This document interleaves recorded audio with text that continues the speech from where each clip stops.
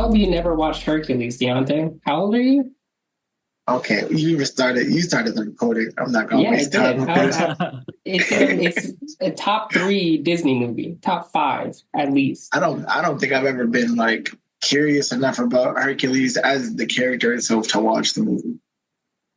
Do All right, yourself a favor and go watch Hercules. Some of the best music, dude. some of the best music. I got Disney Plus. I'll do it. I got you.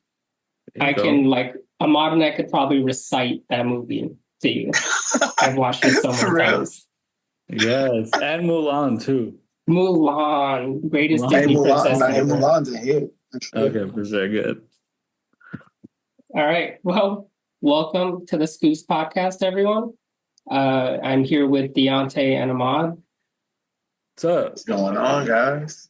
It's good to be here with both of you guys. Finally, our first podcast of the return where it's all three of us. I'm excited. Sure. We got a lot to talk about. A lot happened this past weekend. Man, Stephen Curry, man. Yeah, nuts. We got some Olympic basketball to talk about for sure. This is an Olympic podcast. You guys ready to get into it? Let's do Yes, it. sir. So, the big thing, gold medal game, USA beating France for the gold medal. As Ahmad said, Steph Curry absolutely showing out in not just that game, but the game prior. The threes that he was shooting, absolutely saving us and clinching gold for us. Him, the big three of him, Kevin Durant, LeBron James, they're most likely their swan song from the Olympics this year, 2024. Just an absolutely just a masterclass of basketball from them, from this entire roster, and honestly from just about every team that we saw play in the Olympics. This was one of the most, if not the most competitive Olympics that I have ever seen. No, yeah, for sure. And I think just watching this Olympic basketball team, especially the USA team, it just goes to show like there's so much talent throughout the world when it comes to the game of basketball. Like I think there were like a couple hundred basketball players in here, and then of course that's not just including USA. It's like, bro, like the game is global, and it's really good basketball hoopers around the world. It really is. Yeah, I feel like it's evolved in such a special way. And I feel like if you compare like the other countries in 1992 and even in '08, it's nothing compared to like what we saw from Serbia, what we saw from France. It's different now. Yes, the competition is steeper, and USA is having to take it a lot more seriously than in years prior. Besides Curry, who stood out to you guys, not just in this gold medal game, but throughout the Olympics? What players on Team USA do you think deserve their props and flowers? I'll let him go first on this one. Yeah, I'd say LeBron, honestly. Like, dude is like, what, 42 now? 41? 40. 40? You aged him. You gave him some more years. That is crazy. Yeah. Like I knew he was gonna be good in the Olympics, but I thought he was gonna be like a solid role player where he flexes his skill when he wants to. I didn't know he was gonna be like setting the pace for our team, like game in and game out. And that was impressive, man, especially at that age. And him winning the MVP is crazy at that age, man. Yeah, and it well deserved. Well deserved. He really did carry us. Curry shined, especially towards the end, but from beginning to end, LeBron was the leader. Vocally, everyone talked about how important like his impact for that team and bringing them together. He definitely deserved the MVP. Yeah, we ran our offense through him, like game in and game out. And the fact that he doesn't get fatigued is crazy to me, especially after playing an entire season. How many games did he miss? Like 15, 20? He's not human. Yeah. It's crazy. He's never been human. Yeah. What about you, Deionte? Myself personally, Devin Booker has probably been my favorite player on the team throughout the entirety of it. Only because, I really know Devin. I didn't watch much college about Devin, so I know Devin is just like a bucket getter. Like when he gets the ball, yeah, it's his responsibility to score. So, he tends to become a black hole at times. But like Devin can really do everything on the basketball court. Like Devin Booker was arguably the best perimeter defense for Team USA, arguably the best spot-up knockdown shooter playing alongside Kevin Durant and LeBron James and Stephen Curry. Like, bro, he was like the most glorified version of what Grayson Allen would ever want to be. Like, he was amazing on the floor. I Not very agree with amazing. you. That was probably going to be my choice as well as a player that deserves props for what they did these Olympics was Devin Booker. I'm not the biggest Devin Booker fan in the world. It may just be an LA thing, just being a Laker fan and just the battles that we've had with Phoenix. Most Um, definitely is. he's vocal. He rubs people off the wrong way sometimes. But he said it. He said it. There was an exchange on Twitter where he said, you know, he's a superstar, but he is willing to take a role and be a role player for USA to help them win the gold. And he did exactly that. He came in, he played solid on both ends, he showed up when he needed to, and he let the big three shine. You can't ask for anything else from your starting two guard than what Devin Booker gave you. That's why I think he's going to be such a huge key to like the 2028 team. He's going to be a major factor on that 2028 team. Sure. Yeah, I agree. Definitely, he deserves his shine. Guys like Drew Holiday, guys like Derek White, the defensive two-way picks for this team that were doing the dirty things for Team USA. They deserve their shine as well. It was just it was a pretty good it was a pretty well constructed team from top to bottom. Yeah, KD was doing his thing too. Oh yeah, Bam had a game or two where he like was doing well. Joel, I think against Serbia did well, right? yeah, they needed him that game. Yeah. Joel, he helped Steph close it out. Yep. You know, Steph was the engine in the first half. Joel became the engine in the back end of like the second half of the game. Yeah. Steph just close it out. Yep. Yeah, this is one of the most complete teams we've seen in a while. Yeah, we are blessed to have watched this team come together to watch this big three, kind of the back end of their career, watching Steph, KD, and LeBron play together, and it's fun. It's fun. It's sparking some rumors. There's rumors going around of or maybe fantasies of is LeBron gonna go to Golden State? Is Steph gonna go here? Are they gonna team up towards the end of their career to try to get one more ring? Is KD gonna play with Steph and they're gonna reunite? Because I mean, obvious obvious chemistry there when you're that good at basketball. It's just going to be natural playing off of each other, and seeing it makes you want more of it. I wouldn't mind Steph and Braun teaming up because I just think Braun is like the best game manager ever. And to play alongside with the best shooter ever. Like I watched them in the gold medal game when they ran that like high screen pick and roll where Steph was the screener. And literally like they attacked up on Braun. They tried to jump the screen. Steph just flips a 3-point line, open 3-pointer for Steph and Curry. Like, bro, that's amazing. Yeah. You could tell Braun was having so much fun with it, man, because the caliber of shooter he played with in the past, like, is okay, but it's not Stephen Curry. And I think he was like having a lot of fun just attacking and then dishing it out to Steph. And he knows, like, he could close his eyes and Steph, that's an automatic three. Yeah, Definitely. I'm happy we got to see it at any point, even if it's towards the back end of their career. I'm still happy we got to see them do this on the Olympic stage. They asked years ago. They asked both LeBron and Steph, like, would you ever consider going, like, teaming up, or how would you feel if Steph Curry as a teammate to LeBron? And LeBron was like, of course, I would always, one of the greatest players, the greatest shooter ever. I would love to team up with him and play with him. And then Steph was asked the same question, and he was kind of like I'm not going to LA. I'm staying in Golden State. Like that's fun fantasy wise, but like I don't see that happening. But that was a while ago. Like let's look at what's happened to Golden State in the last year. Klay Thompson's gone. He has a lot less help. So we'll see how well they are able to fare, and if they're not able to do very well, I mean, Steph of course is loyal to Golden State, but so was Klay, and now Klay's going to play in Dallas. So maybe Steph follows in a similar direction and is like, maybe my time here is done. Yeah, maybe it's wishful thinking, but I feel like Steph would never leave Golden State. It would have to be Braun going to Golden State. I feel like Steph is one of those special guys like Kobe or Magic or Bird, and he's like on the second half of his career. I think at this point he's like, I don't need to win anything else. I'm gonna stay here. That's how I would see it. Same with Tim Duncan or who else? Kareem? No, Kareem was on two teams. I don't know.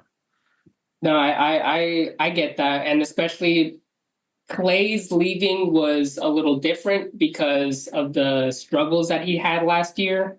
Steph's he struggles here and there, but he's an all-time great. You know, he's gonna be the most consistent force on that Golden State team no matter what. So I agree with you. I would be incredibly surprised if he ever left Golden State. There's always rumors of, oh, he's from Charlotte. He's gonna go to Charlotte, or he's gonna go here. He's gonna team up with this guy. But it's like, okay, we'll see if that ever happens. But I'm not gonna bet on it happening. Yeah. Yeah, I mean, I feel like I could see Bron going to Golden State simply because, you know, it's getting tougher to win basketball games now with so much talent in the league. And it's like, you know who you got to go team up with in order to really have a shot at winning. And, you know, they're both proving that all they got to do is get to the playoffs, and then they can both excel at, you know, helping their team get to the, you know, championship. So, hey, why not join forces, you know? Someone mentioned Kevin Durant to Minnesota team up with Anthony Edwards. That would be incredibly fun to watch. I mean, that's, of course, there's no like evidence to that ever happening. But if it did, that would be fun. Absolutely. I would love to see that happen. I think that's just, oh, no, right here. Oh, no, I was just going to say, I just think that's people jabbing at KD because he likes to switch teams around a lot. But that would be fun to watch, though. Like, I also think it's Ant, because Ant loves KD. Yeah, he had a lot of fun with Ant. Yeah, that was his favorite player growing up. He had a lot of fun. They both had a lot of fun with each other. I mean, they went against each other, and then they teamed up with each other for the Olympics. So I think they obviously have a tremendous amount of respect. And now that respect is doubled in them spending all this time with each other. So, for sure. I mean, there's a relationship there clearly. It would have to, the logistics of that would have to line up perfectly for it to even be a thought. So we'll see on that front. But yeah, it was a great Olympics. It was a great gold medal game. This was a great Team USA roster. And other than the NBA finals themselves, that series, Olympic basketball is my favorite basketball in the world. Yeah, same actually. Here's the thing I'm thinking about though. I feel like every time we like lose in FIBA, we put together a great team and then we dominate. But there's gonna be a year when we put together a great team and then we lose. And I feel like that's when the landscape of basketball is gonna change forever. And we're not gonna be respected as much as we used to be. You don't think we're just gonna lose and then bounce back? But that's the thing. Yeah, would you so KD, LeBron, and Steph not playing in 2028, let's say that. Who's going to be the best player for Team USA in 4 years? It'll be Anthony Edwards. It'll be like will that Jason be an Tatum? all-time great team? Probably not. We'll look at that 2028 roster and be like, okay, there's a chance now. Like, well, there was a chance now, like in this year, like against Serbia, I really thought we were going to lose that game for a second. Yeah. And that was with 3 of the greatest players of all time. So now we're going to go 4 years in the future, and those 3 guys are gone. Like, who's really going to be leading the team then? Are they going to be an all-time great USA team? But my point is, say we had lost this year, I really wonder how things would have changed. Like, say we lost to Serbia. I feel like it would have changed things, like, in a permanent way. Like, yeah, we could have come back and won gold, like, 2, 3, 4, 5 more times. But I feel like it would have ruined the reputation of invincibility that the U.S. has. I'm sorry. I thought you meant like if they lose next year. No, yeah, if they would have lost, in 2028. Now, if they would have lost this year, yeah, bro, it would have been a big blemish. Yeah, but I think winning this year solidifies. Everyone's getting great. USA is still the best. Yep. Absolutely. I also think it solidifies, hey, USA, you had to get all-time legends to barely pull out some of these wins. Like, be careful in the next 4 years. Yeah. Yeah. I agree. It was very competitive. As we've always said, the other teams that aren't Team USA are like Serbia, France. These are guys that have been playing together for so long, and the cohesiveness, the teamwork that they have is something Team USA doesn't really have because they practice not as much as the other teams do, and most of the time they're going against each other. So it takes a while for Team USA to really gel together. But when they do and when they're clicking, there's no stopping them. I think that's just the biggest question, is getting them together, because obviously no one has talent the way USA has talent. Yeah. Very, very true. All right. I mean, so sorry. Any last words? All right, cool. I'm gonna move on to I have a question for you guys, being what is your best Olympic starting five ever? So from any Olympic, I'm talking strictly Team USA though. Only Team USA players. Your best Team USA five that you can think of. I have my answer. If you guys want me to go first, so you can think about it, I don't mind. If either you want to go first, you can as well. You got it. Yeah, right, buddy. It's all you. And this is especially after what we just saw in 2024 Olympics. Okay, at the one. Wardell, Stephen Curry. I mean, you're in a pinch, get that guy the ball and get out the way. He's going to pull and he's probably going to make it. At my two, it's Kobe Bean Bryant. Sorry. And maybe it's because I'm an LA kid, but I mean, just the aura around Olympic Kobe is like unlike anything that I've heard of. The way that people talk about Kobe and his impact and how respected he is among his teammates and his peers on those rosters. I mean, they loved Kobe. At my three, I'm going LeBron James. I mean, the second greatest player of all time, in my opinion. And I'm just athletic freak, a guy that can dominate in any rules that you give him, especially Olympic, FIBA, where it's a little bit more ball movement, a little bit more pace and space. That's LeBron at the three.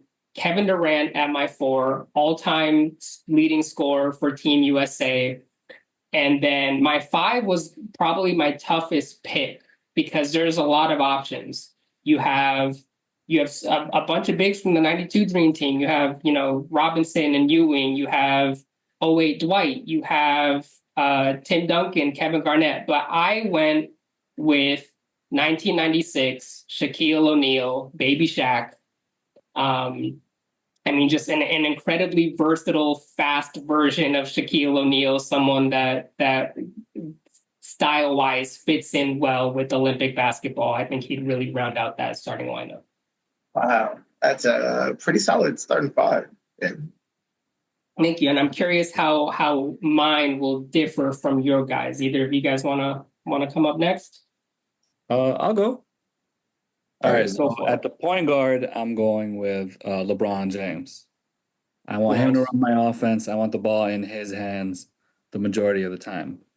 At my shooting guard, as much as I love Kobe, I'm gonna go with 1992 Michael Jordan. Nice. He just the only reason he didn't really put up numbers was because he was trying to play the team ball. But if you want someone to take over, I'm going Michael Jordan. Mm-hmm. At the three, I'm going Kevin Durant. What is he, a four-time Olympic gold medalist now? Yep.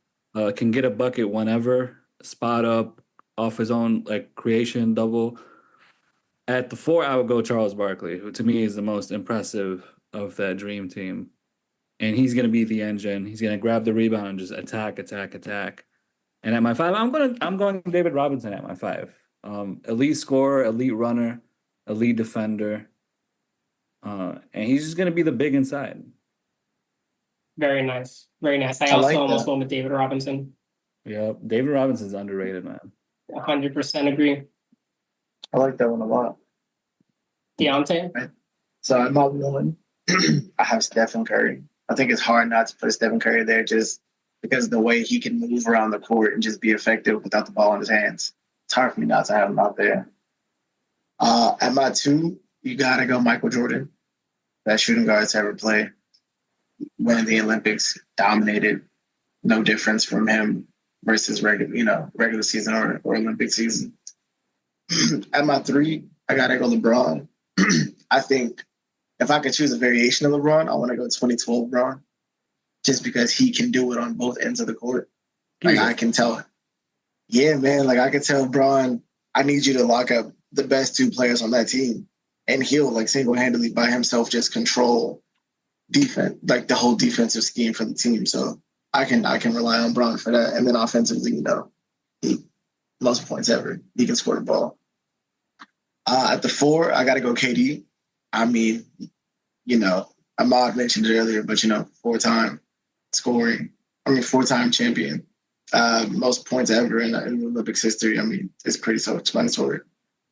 And at the 5, I'm gonna go Dwight Howard. I really like a motivated, locked-in, prime version of Dwight Howard. And if we don't have a defensive 3 second to the key call, I dare anybody to challenge Dwight Howard in the key. You will not be successful. So yeah, that's my 5. That's also a really good one. Just about 9 times out of 10, I go with MJ. I do believe that Michael Jordan is the greatest basketball player of all time. But when I think of the Olympics, I think of the spacing that you need. I think of the spacing that I would want for a LeBron James drive or a KD ISO. And I mean, when you have not just Steph, which was in my starting lineup, but then you have Kobe. Kobe can spread the floor much better than Michael Jordan can, and gives you a lot of the same intangibles that Michael Jordan did. So I would go with Kobe Bryant. But both of your lineups can't argue with any of those picks. These are all-time players, and both of your lineups, beautiful, beautiful choices. They're amazing, man. 6th man got to be Melo. I feel like I just have to mention him. I just remember him dominating in the Olympics, man. That's going to be interesting for the next segment that you said that, because if I were to go 6th man, I can't think of a better 6th man than Dwayne Flash Wade. Like I can't remember who said it, but they said, if Dwayne Wade is coming off your bench, you have the best team of all time. You do. If Dwayne Wade is coming off your bench, like it's top 3 shooting guard of all time. Yeah, this was 08 Dwayne Wade. Mm-hmm. Freak, man. Insane. I would have loved to go first before you said that, because I also had Dwayne Wade as my 6th man. Yeah. It's hard to argue anybody over D Wade. I love Carmelo, respect, but amazing in the Olympics too. Both of them have been. Can't go wrong. Man. 2 amazing scores. Yep. That really does, though, lead us into the last segment, which is who you taking. I'm going to give the 2 of you 2 players, Olympic edition, 2 Olympic players, and you tell me who you're taking for your team. I don't want to hear any, who else is on my team? None of that stuff. Just, I'm giving you 2 names, pick one. Okay? Let's do it. He's such a strict human being. I love it. And it's funny because the first matchup, when I thought of this segment, is Carmelo Anthony and Dwayne Wade. Okay, would you like to go first? I wanted to give Melo a shout out, but I'm going with Dwayne Wade. Better defender and just more up-tempo player. I would take D Wade. 08 D Wade was special. 08 D Wade was probably the first time in my life where I was like, is this guy better than Kobe? Obviously, I don't think he is, but I would take D Wade. Understandable, for sure. I think Dwayne Wade, then I feel like my answer as well is Dwayne Wade. I just feel like Dwayne Wade gets lost in a just mixture of really good basketball talent around him, because he was the guy for a few years, bro. Like, he never get recognized as number 1, but they're arguable. Like, he could have been. Yeah. It was. And one of my favorite things to say, there's 2 sides to the basketball, and Dwayne Wade is much better on that other side than Carmelo Anthony is. And let's talk about the unselfishness of an 08 Dwayne Wade coming off the bench. Like, he was one of the best in the world at that time. And 2 years there after the was, Finals MVP. and was completely fine with coming off the bench because he wanted to play his role to help this team get gold. Yeah, for sure, man. So that's a.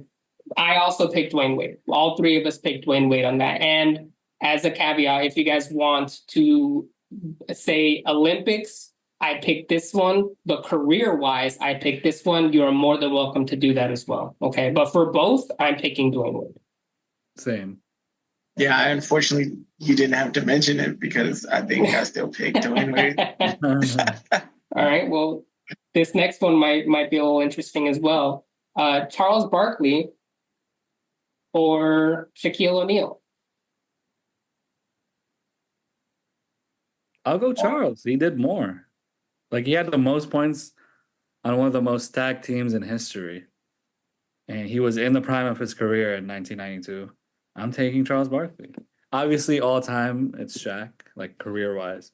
Career Shaq. But USA Olympic basketball, I'm Olympic taking Barkley. I don't think there are any like real moments that stick in my head thinking about Shaq in the Olympics, but I remember like watching that Dream Team documentary and just how dominant Charles Barkley was. Oh yeah. Like, yeah, it made watching the Dream Team documentary like helped me realize who Charles Barkley really was as a player in basketball. But like, he was impactful, so I'd have to go Charles Barkley as well. Career Shaq though. I'll be honest, I threw this in there because I wanted one of them where we split it between career and Olympic. Okay, so. Oh, that's fair. The final one, probably the hardest one. It took me a good second to really come up with an answer for this one, which is Kobe Bryant or Kevin Durant. Ooh. Oh. That's tough. That's tough. I know. That's why I asked it. I can tell you my answer. Go. And this is for both. I'm taking Kobe Bryant. Yep. I have to. I understand Kevin Durant. I understand his scoring impact. I understand he's won 4 gold medals, the longevity. I understand that he's the all-time leading scorer. I get all that. But when I'm thinking of the importance of aura in Olympic basketball, of the fact that Kobe Bryant had people coming up to him, his competitors coming up to him and asking for autographs. That's aura. That is something that's so important and that a lot of players have, but few players have it the way that Kobe Bryant had it. And so that's why I went with Kobe. And then career, self-explanatory. Don't need to really mention that one. Yeah, I think if we're talking Olympic career, KD has a better career on paper, Olympic-wise. But the way Kobe set the tone in 08, like, guys were working out different because he was on that team. Yep. Guys were playing with a different type of intensity, and that's what I want on my team. KD is a flawless scorer, but Kobe is going to be at the head of the table on both sides of the floor, and that's why I'm taking him for both. Yeah, it's hard for me to go against Kobe, man. I mean, I think Kobe just exemplifies like greatness, and so does Kevin Durant. Don't get me wrong, but it's just like there's another level. Like, that's Kobe. It's just kind of just self-explanatory at that point, you know. And like you said, to have other great people around you also like changing the way they work out because of how you work out, like, definition of like a born leader right there. So yeah, I gotta go Kobe. Mm-hmm. KD is perfect at what he is. He is a weapon. You put him in the game and he will get you buckets. He's perfect at his role. But as you said, Deionte, there's levels to this. Kobe impacted the team in ways that very few people can impact a team. And this is a team of the best of the best of the best. Exactly. And they all turn to him. To me, that's like crazy. Exactly. I don't even think Michael did that for the 1992 Dream Team. He wasn't that big of a voice. I think Michael was like, oh, okay, I'll come in and I'll be me. Kobe was like, no. We're going to change things around here. That's because Kobe is Kobe. Kobe also told Michael Jordan, his like rookie or sophomore year. Like, I'll be better than you one day. Like, that's just Kobe. Yeah, Like, I mean, Kobe and LeBron were the leaders of that '08 team. It was Kobe leading with, as I said, aura and by example, and LeBron being vocal in a way they just led differently, but those two combined were the leaders of one of the best teams that we had ever seen play in that '08 team. Absolutely. I'm not surprised by your picks. Um, we all had we all had the same picks on these, honestly. And I mean, just I love Olympic basketball, guys. Olympic basketball is just it's so much fun to watch, so much fun to talk about. It's like an Avengers movie. It's all your favorite superheroes coming together and going to win a gold medal. It's the best. It's my favorite. I love a team up. Yeah. And I'm starting to pay attention to the other countries, man. Like Victor Wembanyama in the final game was crazy. Unbelievable. He did like The a passion that hezzy. he played Yeah. with. Yeah, man, it was crazy. He incredibly talented. Seeing him at the end, so emotional, crying after losing the gold medal. It's like this guy cares. He's a rookie in NBA standards, and he cares so much. I mean, he's the best player on that France team already. So young, and he just the passion that he plays with, he is going to be special for so many years to come. And I get giddy thinking about it because of all the great moments I know we're going to get out of him. Yeah, he's special. I'm excited to see him play. yeah, man. And it's also just exciting just to see who else is coming up around the world. Like, I had no idea who many of the players on South Sudan were. But like after watching them play USA twice, I'm like, yo, like I can't wait for 2028. Yeah. Because if they were this good already, just starting off, like imagine giving them a few more years to really like they got a taste of it now, you know? Exactly. We said it but previously that the South Sudan, like their Olympic run this year, everything that led up to it, it's a movie. You can make a movie about what happened. It is incredibly inspirational. And the players on that team deserve all the credit in the world for what they were able to accomplish. Yeah, Absolutely. that's the future right there. That's the future of basketball. Other countries starting to up their skills and starting to contribute to the game. Like we see how the European game changed the NBA. Let's see how the South Sudanese game affects the NBA. Every one of these countries is going to bring something different. And that's exciting as a basketball fan. As true basketball fans, you have to love it. Like it's expanding and growing the game that you love. Like no matter how much you root for your country, Team USA or whatever, it's all basketball. It's all going to be great to watch, and the people that benefit from it the most is us, the fans. Yeah, at the end of the day, man, as long as it makes the product of basketball better, I'm all for it.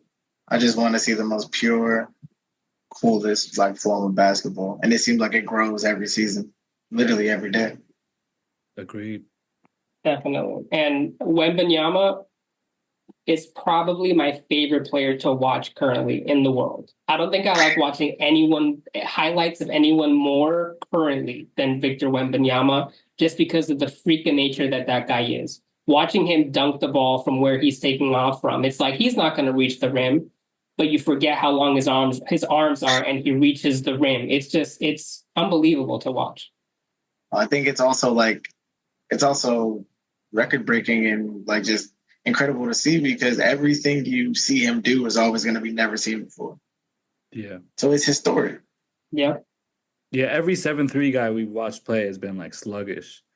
This guy is like handling, crossing people over at the 3-point line. It's going to be fun. And as we said before, I mean we would bet on him staying with the Spurs for a long time, but as a Laker fan, I would love to see him in the purple and gold. That's personal bias. Keep him away from LA, man. Yeah, bro. Both LA teams. Keep him away from both LA teams. Oh man, I want to see him and Anthony Davis lock down the paint together. Shoot, that would be fun. That would be kind of cool, though. Yeah, exactly. Now you agree with me. He doesn't have to be a Laker, though. AD can always go to San Antonio. Yep. I don't want to hear that. I don't want to hear that. Stop it. All right. Well, that concludes this episode of the podcast, guys. Thank you again for joining me. I hope you guys enjoyed the Olympics as much as I did. This was just such a fun Olympic tournament to watch. Yeah, it was great. Can't wait for the next one. Yeah. Yeah, likewise, man. It's 2028 and it's going to be here in Los Angeles. Oh, I yeah. really want to attend. Yeah. I wonder would how as early well. you got to get the tickets. Because I definitely want to see one of those games. Now, probably. Yeah, probably, or like the next year. We should do a podcast live from the Olympics. That would be great. I'm with it. 4 years in the future. Let's do it. All right. Later, y'all. All right. Scoop hoops.